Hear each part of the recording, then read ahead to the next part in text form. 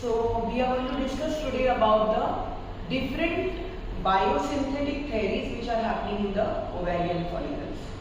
You know, basically when you talk about ovarian follicles, there are a couple of cells which make or form this follicle, and by thumb's rule, you know, these are the granulosa cells which basically are getting forming the ovarian follicles, and after granulosa cells there are thecal cells. So when you understand the hormonogenesis of an ovary, it is very clear that ovarian follicles release hormones, and eventually we say that ovary release hormones. So three basic kinds of hormones are released by the ovary. One is estrogen, another is progesterone, and none the less above all is the androgens. Because androgen, students, are the must for the formation of estrogen by the method of aromatization.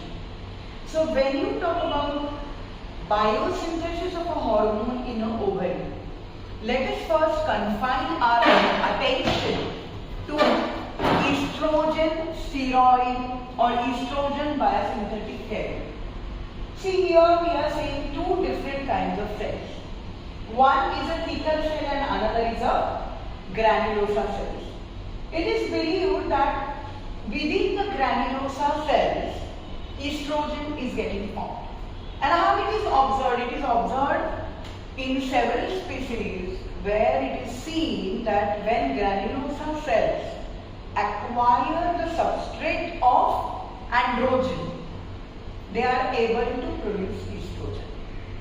It is the fact, or these are the various kinds of experiments performed by scientists, that when a substrate of androgen is given to granulosa cells, then only they produce estrogen. So here in this two-cell thecal biosynthesis theory or thecal cell theory, or in a simple manner what we say is a estrogen biosynthesis, we see that thecal cells is under the influence, or rather both thecal and granulosa cells, under the influence of LH and FSH. When LH and FSH works in concert, any kind of steroid biosynthesis we see. So here thecal cells produce C27 compounds which are getting converted to C19 androgens, and from there via the paracrine delivery, as you see, both thecal and granulosa cells are so closely, adjacent to each other. By the way of paracrine delivery, the C19 comes into granulosa, and by the method of aromatization. What is aromatization? It is the mechanism, or it is the fundamental mechanism whereby the androgen transforms. By aromatization, they transform into estrogen. So here you can see from C27, carbon 27 to C19, then 19 to 18 estrogens are formed. So these theory or these kind of biosynthesis is completely under the control of pituitary gonadotropins, which I have been telling you over the days or over the years, and they work in concert. If LH is more, FSH has to be low.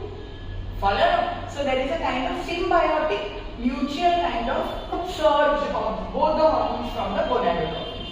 Similar, this theory itself I have elaborated here in the second diagram, where you can see, I'm sorry for the sound, LH receptors are produced.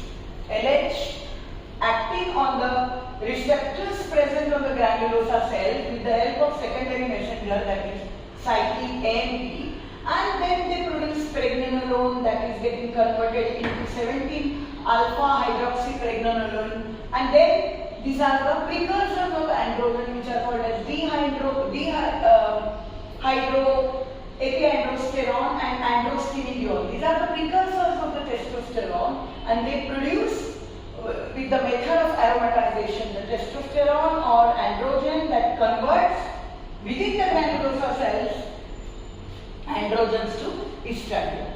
Then estrogens rather, and estrogen is in the form of E2, that is estradiol, and these estradiol have a conversion target tissues such as liver, where it is converted to estrone, then via urine you find estriol, and together from urine, students, these three kinds of estrogen are released as glucuronides.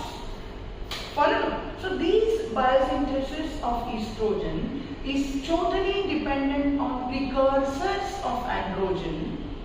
They convert via, I have already told you, there is a coding mechanism and there is CYP17 gene which encodes this entire process. And this entire process, you can see that it is not just unilateral thing, it is multilateral, as LH and FSH are acting together. At the same time there is a paracrine delivery is happening, at the same time gene is encoding. So all these methodologies are assisting and helping in release and production of estrogen in thecal and granulosa cells.